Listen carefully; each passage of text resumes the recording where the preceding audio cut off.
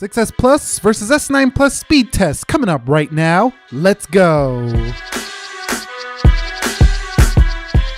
So what is up, guys? Nick here, helping you to master your technology, and welcome to the iPhone 6s Plus versus the S9 Plus speed test. Now let's go ahead and begin with a boot up test in 3, 2, 1. And this phone on the left has an Apple A9 CPU with 2 gigs of RAM versus the Snapdragon 845 with 6 gigs of RAM, so triple the RAM on the S9 Plus. And the reason I'm doing this is because you guys seem to like the SE versus the S9, so I figured let's do the pluses now and see how this older 6s Plus compares to the S9 Plus. And you can see the S9 Plus way ahead there on the boot up. Well, not way ahead, about 3 seconds, but still the boot up round goes to the Galaxy S9 Plus. Okay guys, so the Galaxy S9 Plus easily won the boot up test, but let's go ahead and see which one is faster with the fingerprint. Now, the iPhone 6s Plus does have 2nd gen Touch ID, but that fingerprint on the S9 is very fast. So let's go ahead and see which one is quicker. 3, 2, 1. And you can see that's the S9 Plus. Let's do it again. 3, 2, 1. And that's the S9 Plus again. And one more time. 3, 2, 1. And you can see S9 Plus again. So it always wins on the boot up test and the speed test on the fingerprint usually for the Galaxy S9 Plus. All right guys, so here we are quickly confirming the software. 11.3.1 for the iPhone 6s Plus, Samsung 9.0 with 8.0 Oreo running the show here. So let's go ahead and close out the settings applications and begin with the app speed test now to see which one is quicker in the day-to-day performance. Single core right here. Let's go into Instagram. And you can see that is the Galaxy S9 Plus with the load first, flipping through some menus. That look like the 6s Plus and going through some. So they're about the same in Instagram. Apple Health versus Samsung Health. And you could see that is the iPhone 6s Plus calculator. That's similar, but I think the S9 Plus. Let's go into settings. You could see about the same, but S9 Plus gets the win there. Let's go into calendar. That's easily to the S9 Plus. Let's go into Twitter. And you can see Twitter is first for the S9 Plus by a huge margin. Let's go into WhatsApp. WhatsApp first again on the S9 Plus. Snapchat. Snapchat again load a little bit faster on the S9 Plus. Let's go into YouTube. And you can see YouTube is first on the right. Let's go into the library, activity, subscriptions, trending. You could see that it's about the same. Fast scrolling versus smooth scrolling again here for Apple versus Samsung. Let's go into Amazon. And you can see Amazon is first on the right there easily for the S9 Plus. Chrome. And you can see that's the S9 Plus again. And let's go into the nickackermanchannel.com, my website. You guys can go visit it if you like. I do have a blog over there. And let's hit go. And you can see that was the iPhone 6s Plus. Let's hit the hamburger menu. And let's just scroll through some of my best video section. And you could see that is the right for the S9 Plus. So that's pretty much a wash in browsing. It's going to be about the same when you're actually in the browser. What about Lightroom? And you can see Lightroom is first for the S9 Plus. Slightly behind it is the 6s Plus. What about Netflix? And Netflix shows a win here for the right on the S9 Plus, just very slightly. Let's go into Jetpack Joyride.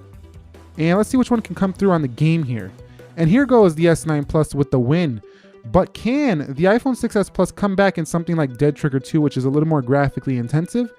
And you can see loading on the S9 Plus. Yes, it does. So the S9 Plus loses here. Hit play. And see which one can go into this game first. Load up the graphics and things. And that is the 6s Plus. And here is the S9 Plus. So here is where the iPhone is still ahead sometimes. Let's go into Slither. You can see Slither opens first on the S9 Plus, but who can play it first? About the same. So it's about the same there on Slither. What about Geekbench? And you can see Geekbench opened almost identical. I couldn't even see that one. What about Speed Test? You can see Speed Test is first on the right, it looked like. Let's go into the cameras and that's good. Let's go into the phone dialers now.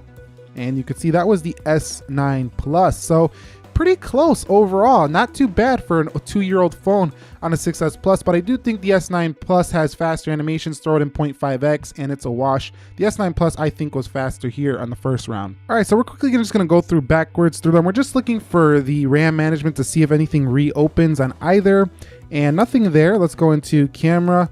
Nothing there on both. Speed test, Nothing there on both. Geekbench. And let's go to Slither.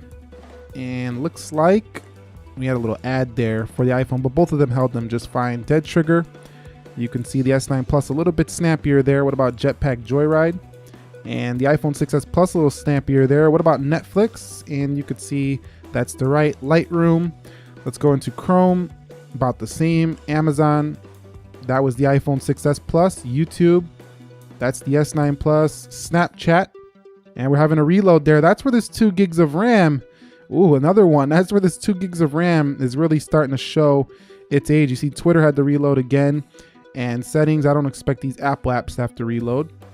But yeah, you can definitely see where the newer phones, iPhones with more RAM, do shine a little bit over the older 6s Plus. There's the Instagram reload right there. So the RAM management round goes to the Galaxy S9 Plus. Okay, so you can see the Geekbench scores are in. The iPhone 6s Plus actually beats the Galaxy S9 Plus in the single core, but loses in the multi-core. So it's still a very good phone here for 2018 and the iPhone 6s Plus. So let's quickly run a speedtesttier.net to see which one has better Wi-Fi performance. Now they're both connected to the same Wi-Fi network, but you know, sometimes they improve the chips on the Wi-Fi inside of these phones and the technology. So let's just see if there's any differences here between the Galaxy S9 Plus and the iPhone 6s Plus. So we got about 119 on the download and about 12 here on the upload. We're going to get into the S9 Plus right now to see if this is any better over here, and let's see if it can pull in better speed. So we're not seeing better speed so far, maybe not. So doesn't look like it's going to beat this iPhone 6s Plus. Well, maybe it will. Maybe it will. Actually, 20, yes. So it slightly beats it, but they didn't show the dots, you know, after the 119. So we're pretty even there on the download. So what about this upload? Does it look about the same once again? And slightly faster on the upload. So not a big difference when it comes to your everyday Wi-Fi performance between the 6s Plus and the Galaxy S9 Plus. So based on the results of this speed test, I've come to the conclusion that the iPhone 6s Plus, just like most other iPhones, is still running very well. You might need a battery replacement, as I do with this one, but it was running at peak performance here. And the Galaxy S9 Plus is a fantastic Android smartphone, and I do think that, you know, Samsung is getting really good at the speed of their phones, and I think they're going to last much longer than they used to. The S9 Plus is the winner here in terms of overall speed and everyday use, but the gaming is still on the iPhone. If you're deciding to upgrade from a 6s Plus, I wouldn't be too concerned about the speed upgrade. I would look more at the other intangibles like the display, or we're talking about wireless charging, IP68 water resistance. This also retains a headphone jack if you were a 6s user and you want to keep that headphone jack. Fast charging. There's a lot to be offered here. Expandable storage with the S9 Plus, dual aperture camera. It's an amazing device overall, and I would say a solid upgrade.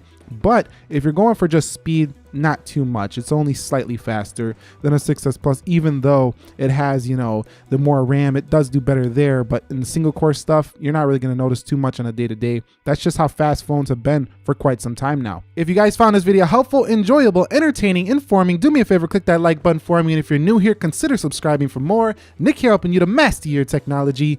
Be sure to be well, and peace.